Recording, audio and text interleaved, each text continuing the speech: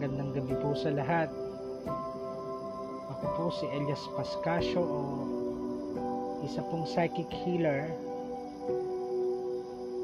Iniimbitahan ko po kayo na manood ng Hula at Hiwaga ni Tito Boy sa Euro TV bukas ng alas 5. Pag-uusapan po natin ang mga bagay na paranormal.